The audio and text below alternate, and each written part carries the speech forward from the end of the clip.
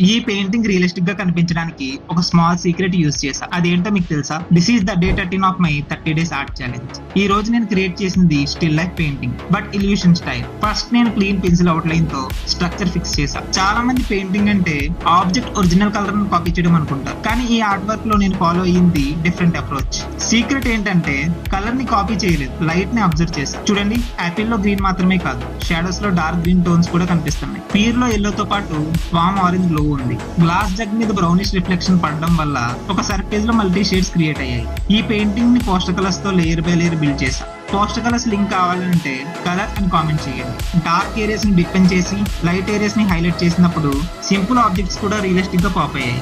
ఈ రోజు నేను నేర్చుకున్న లెసన్ ఏంటంటే కరెక్ట్ కలర్ కాదు, కలర్ అబ్జర్వేషన్ ఇంపార్టెంట్.